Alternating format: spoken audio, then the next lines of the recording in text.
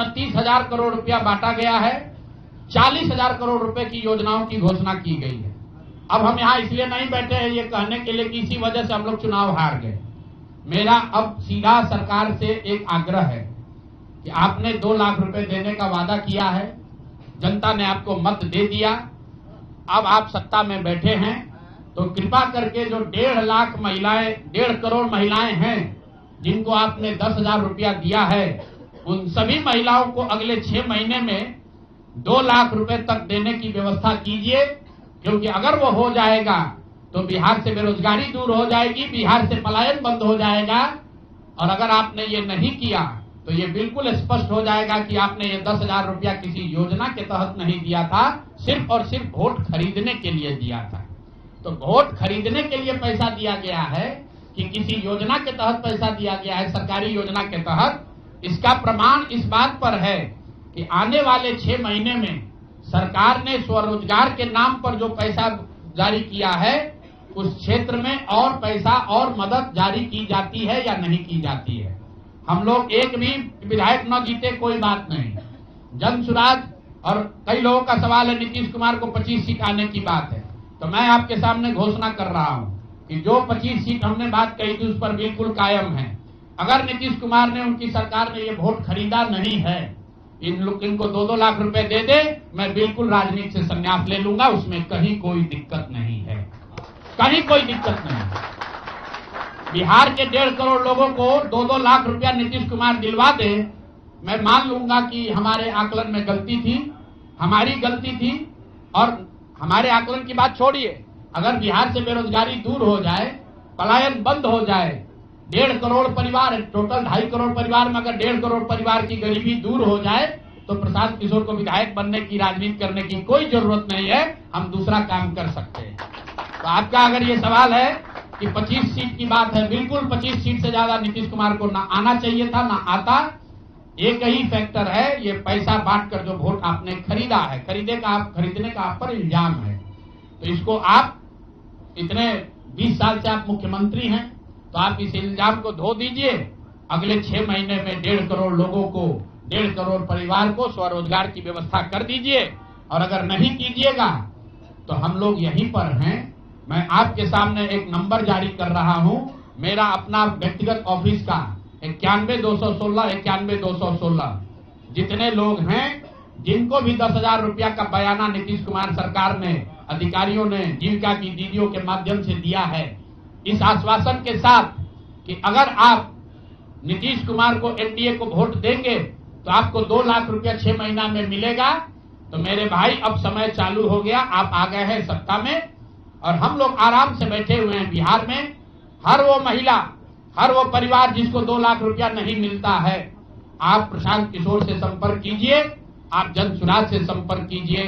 अब सलाह का समय खत्म हुआ, अब संघर्ष का समय शुरू होगा। हमने 3.5 साल लोगों को सलाह दिया है, हमने 3.5 साल लोगों को जाकर घर घर हाथ जोड़ा है, कभी वोट नहीं मांगा, लोगों को यही कहा कि अपने बच्चों के लिए वोट दो, अच्छे लोगों को जिताओ। लोगों ने अपने हिसाब से अच्छे लोगों को जिताया है। जिन मुद्दों पर जिताया है उसका मैं स्वागत करता हूं कि स्वरोजगार ही सबसे ज्यादा जरूरी है। उसका वादा एनडीए की सरकार ने किया है, नीतीश कुमार ने किया है, और 10-10 हजार रुपया बानगी के तौर पर, एडवांस के तौर पर उन महिलाओं को दिया है। तो अब अगले 6 महीना में उन सभी महिलाओं को, उन सभी परिवारों को नीतीश कुमार की सरकार स्वरोजगार का अवसर दे, उनको 2 लाख रुपए की मदद दे, ताकि वो 1.5 करोड़ परिवार के लोग बेरोजगारी से बाहर निकल सके, गरीबी खत्म कर सके और उनके बच्चे गुजरात में, तमिलनाडु में जाकर मजदूरी न करें।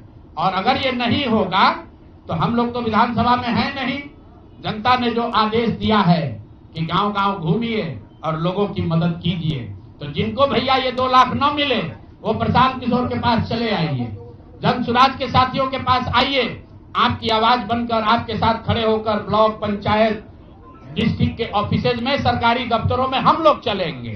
जरूरत पड़ेगा नीतीश कुमार के पास चलेंगे, क्योंकि उन्होंने कहा है कि 10,000 रुपया बयाना ले लीजिए, जब मैं जीत कर आऊंगा आपको 2-2 लाख रुपए दूंगा, ताकि सब लोग अपने पैर पर खड़े हो जाएंगे। तो जन सुराज के लोग अब ब्लॉक में, और जिन लोगों ने, आपने सुना होगा सहारा में लोगों को कहा गया पैसा डबल हो जाएगा। सहारा के जिन लोगों ने एजेंट बनकर, समाज के कई लोगों ने सहारा में पैसा जमा कराया, सहारा वाले भाग गए तो लोग एजेंट को खोज रहे हैं। तो जो सरकारी अफसर नेतागिरी कर जिन लोगों ने किया है, सरकार की ओर से आश्वासन दिया है कि हम लोग आपको रोजगार देंगे, 2 लाख रुपया देंगे, जिन जीविका की दीदियों ने एक एक महिला को जाकर समझाया है, बूथ पर बैठकर वोट दिलवाया है, सिंबल सिखाया है, क्रमांक संख्या बताया है, वो जीविका की दीदियों की जिम्मेवारी है कि जिनको आपने ये काम कराया है, जिनके बच्चों का भविष्य आपने 10,000 रुपया में आपने सौदा कराया है, उनको पैसा मिले। और अगर वो 2 लाख रुपया नहीं मिलेगा तो 6 महीने का समय है। 6 महीने के बाद हर वो व्यक्ति जिसको पैसा नहीं मिले उसके लिए जन सुराज का, प्रशांत किशोर का दरवाजा खुला हुआ है। आप आइए, हम लोग आपकी आवाज बनेंगे, आपके साथ खड़े होंगे। हम लोग विधायक सांसद नहीं है, लेकिन समाज में हमारी ताकत जो आवाज है, आपके आशीर्वाद से वो आवाज आपके साथ जोड़ेंगे और हर हालत में आपको ये 2 लाख रुपया मिले, इसकी लड़ाई को जारी रखेंगे। दूसरी बात जो कह के मैं खत्म करूंगा, चुनाव से पहले सरकार के भ्रष्टाचार को लेकर, भ्रष्टाचारी मंत्रियों को लेकर इसी जगह पर हम लोगों ने कई प्रेस कॉन्फ्रेंस किए हैं। नीतीश कुमार को कभी व्यक्तिगत तौर पर बेईमान नहीं बताया गया है, भ्रष्ट नहीं बताया गया है, लेकिन हम लोगों का ये मानना था कि नीतीश जी का स्वास्थ्य अच्छा नहीं है, अगल बगल के लोग लूट रहे हैं, चला रहे हैं। अभी परिणाम आए हैं, नीतीश जी को देखकर लग रहा है कि नीतीश जी बिल्कुल स्वस्थ दिख रहे हैं। तो अब मेरी उनसे अपेक्षा है कि 2 दिन के बाद अभी मंत्रिमंडल बनने वाला है।